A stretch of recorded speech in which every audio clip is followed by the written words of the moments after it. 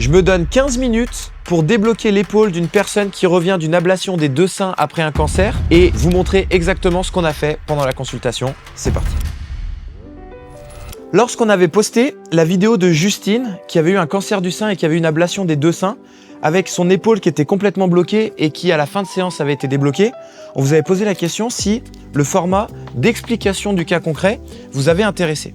Alors le but c'est pas de vous mettre une vidéo toute la séance parce que ça serait long et il n'y aurait pas trop d'intérêt, mais c'est plutôt de vous expliquer les phases précises de la séance et pourquoi on a fonctionné comme ça, qu'est-ce qui a fonctionné et évidemment, le but, c'est pas de dire qu'il faut absolument faire ça pour vous. Tous les êtres humains sont différents. Justine est venue avec nous en seconde intention, c'est-à-dire qu'elle a d'abord vu ses médecins, ensuite ses kinés, et puisqu'il y a eu un blocage, on est venu travailler sur son développement sensoriel.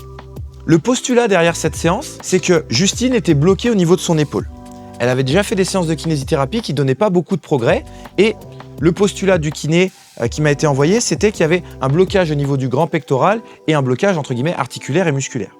Moi, ce que je voulais observer, c'est est-ce que le traitement de l'information sensorielle par le cerveau de Justine et le traitement sensoriel de la peau autour de ses cicatrices avaient un impact.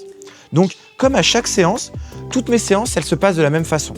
D'abord, évidemment, une anamnèse où je vais demander à la personne quelle est sa problématique, qu'est-ce qu'elle veut changer dans sa vie, et donc, on transforme ça en objectif.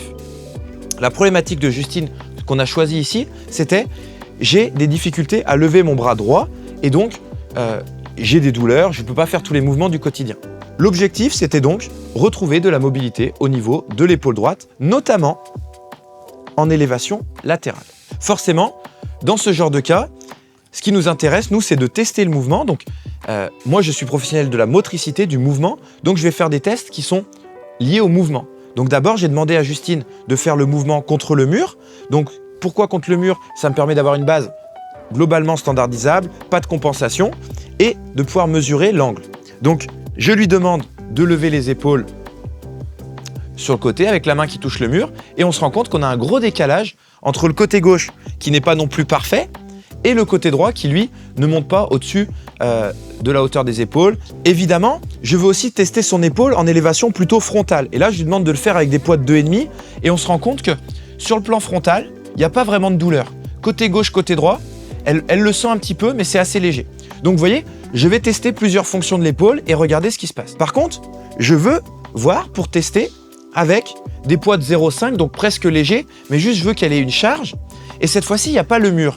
Et vous allez voir que quand il n'y a pas le mur, par les compensations que Justine arrive à trouver, évidemment, elle lève beaucoup plus à gauche qu'à droite, vous le voyez sur la vidéo. Il y a une douleur, mais elle est quand même capable de le faire. Là, on observe qu'il y a déjà des capacités en actif et que le blocage, il n'est pas si articulaire que ça. En tout cas, elle est capable de le faire. Donc ça, c'est un point important. C'est je fais mes tests que je peux standardiser et je me rends compte d'un problème. Ensuite, évidemment, je vais commencer à travailler autour de ça. J'aurais pu travailler beaucoup de choses. J'aurais pu travailler le réflexe tonique asymétrique du cou, j'aurais pu travailler sa proprioception de l'épaule. Là, on était dans une après-midi d'expérimentation autour du travail des cicatrices. Donc, je ne me suis pas occupé des réflexes archaïques du tout. Je me suis occupé que des cicatrices d'abord. Et donc, Justine a gentiment accepté, et c'est elle-même proposée pour faire la vidéo complète où on voit ses cicatrices parce qu'elle voulait partager sur le cancer du sein, etc. Donc évidemment, toutes ces vidéos sont avec son accord. Et donc, là, vous pouvez nous voir, on est en train de discuter avec Arnaud du sens de stimulation des cicatrices. Donc en fait, quand on regarde sa cicatrice, on observe que la peau va dans une direction, comme si elle était bloquée dans ce sens-là, et on observe au toucher que la peau a des difficultés à aller de l'autre côté. Donc on imagine, mais on fait que des suspicions, qu'il faut absolument amener les fascias de l'autre côté et libérer ces chaînes qui sont un peu bloquées. Pour ça, je vais faire quelques tests avec des inhibitions musculaires, donc ça prend un peu de temps. Le but, c'est de tester si le corps réagit bien quand on stimule d'un côté ou pas. Et on se rend compte que quand on amène les cicatrices d'un côté, le corps réagit bien et de l'autre côté, il réagit mal. Nous, ce qu'on veut, c'est que le corps soit capable de bien réagir n'importe quand. Et pourquoi les cicatrices sont importantes? Vous pouvez le voir quand elle lève son épaule et essayez, vous, par exemple, de vous mettre torse nu. Imaginez que vous faites un trait ici. Vous pouvez faire chez vous, vous faites un trait au stylo ici. Et là, si vous levez l'épaule, vous allez voir que le trait, il bouge. Et c'est exactement pareil avec votre peau. C'est-à-dire que si vous avez une peau de cicatrice ici, quand vous levez l'épaule, elle va être stimulée. quand vous baissez, elle va être stimulée dans un sens, quand vous levez, elle va être stimulée dans l'autre sens. Et là, on se rend compte que le sens qui levait ici venait étirer la cicatrice du mauvais côté. Donc, on est venu sécuriser ça. Pour ça, qu'est-ce qu'on est venu faire? On est venu demander à Justine de se mettre dans une position qui est confortable, donc sur le dos, de respirer calmement. Et moi, je suis venu amener la peau là où elle devait aller. Évidemment, toujours avec le consentement de Justine et le fait de le faire sans douleur, bien sûr. Une fois que ça a été fait, on est venu tester avec Arnaud des patchs proprioceptifs pour voir ce que ça donnait. Et donc Arnaud est venu poser les patchs dans le sens qui était le bon et pour sécuriser la cicatrice. Vous pouvez voir les cicatrices. Et ça, c'était notre première intervention. Ensuite, quelque chose qui est très important dans notre métier, c'est que dès le moment où on a testé quelque chose, on a fait une intégration, on a fait une manipulation, on a eu une action sur le corps, il faut tout de suite retester pour voir si ça a un impact. Donc on reteste l'élévation frontale, on se rend compte qu'il y a toujours une petite gêne, il y a une compensation au niveau du dos. Évidemment, derrière, c'est pas ce test-là qui nous intéresse puisqu'elle n'avait pas trop de difficultés dans sa vie. Ce qui nous intéresse, c'est beaucoup plus l'élévation latérale. Et là, on se rend compte que on a gagné un petit peu, mais vous voyez, il y a une compensation, il y a encore de la douleur. Ok, on se dit, c'est un petit peu mieux, mais c'est pas parfait. Et bien c'est reparti, on repart pour une petite intégration. Et là, cette fois-ci, on est venu travailler sur d'autres cicatrices. Quand vous êtes opéré des seins, vous n'avez pas que des cicatrices que sur les seins, il n'y a pas que l'ablation. Il y a aussi les endroits où ils sont passés pour les sondes, pour les buter, etc. Et donc, on est venu faire la même chose qu'on a vu juste avant sur les cicatrices. On lui demande de se relever, évidemment, on lui demande de remettre son t-shirt et on repart sur nos tests. Donc là, vous voyez, on est à 10 minutes de séance, on voit qu'on a eu une amélioration, mais c'est pas parfait. Donc là, on a fait les cicatrices, on se dit, ok, c'est plus ce blocage là. Et là, du coup, on se demande si c'est pas un problème de traitement de l'information par le cerveau.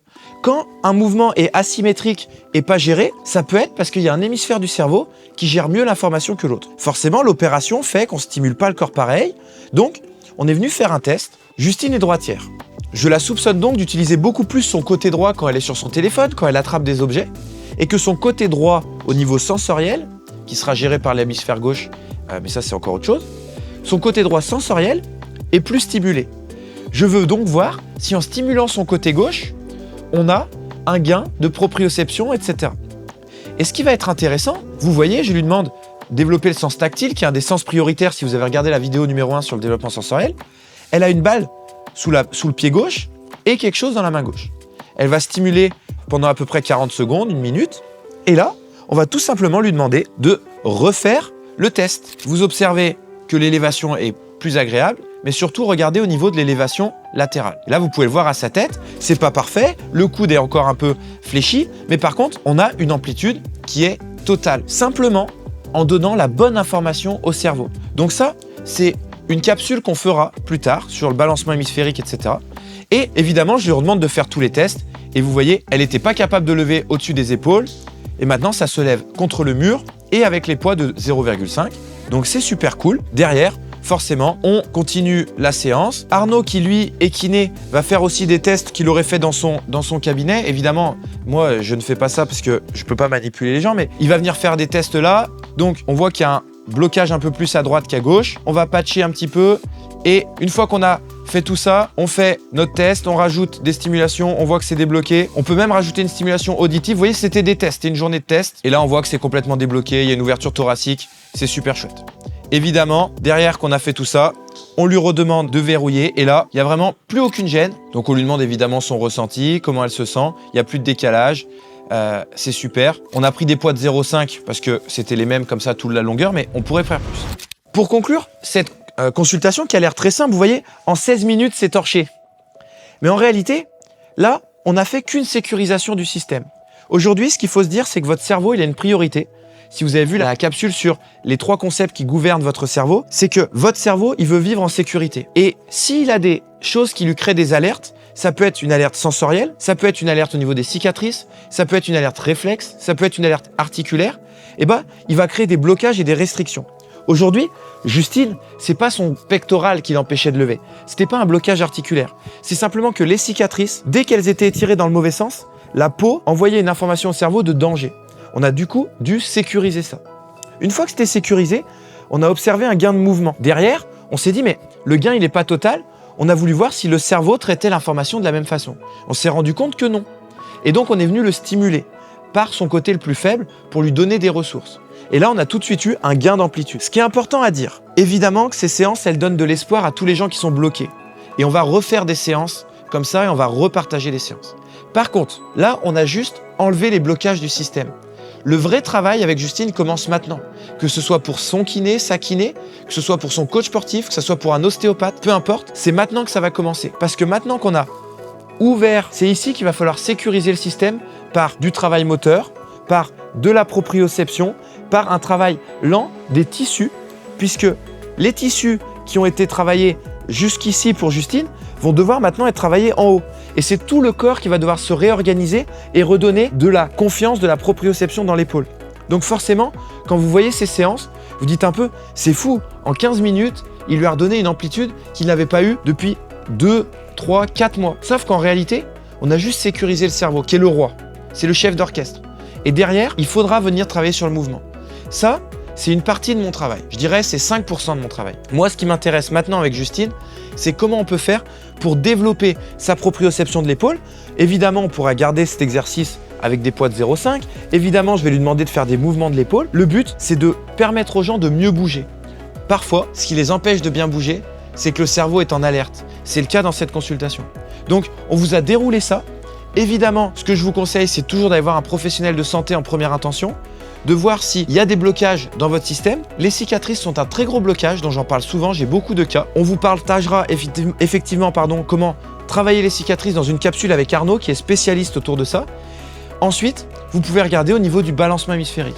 Petite information pour vous, je donne toujours 3 conseils à la fin d'une vidéo. Le premier, n'hésitez pas à aller voir un professionnel de santé ou un spécialiste au niveau de vos cicatrices, un masseur kinésithérapeute, quelqu'un qui est spécialiste de la peau pour qu'il vienne voir votre cicatrice et voir si ça a un impact sur le mouvement.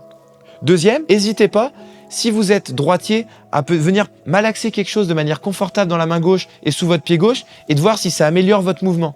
Il y a beaucoup de gens pour qui, instantanément, ça améliore le mouvement. Troisième chose, n'oubliez pas que votre cerveau n'apprend que par le mouvement.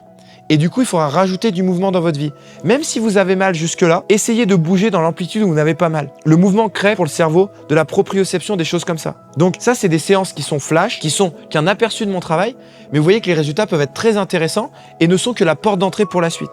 Donc on va vous en partager souvent. Si vous aimez ce genre de format, n'hésitez pas à le dire en commentaire, n'hésitez pas à vous abonner, n'hésitez pas à aller sur le site internet avec la liste des praticiens qui sont formés à ma méthode pour les contacter et avoir ça. Et puis, n'hésitez pas à dire en commentaire si vous avez des questions pour vos propres cas.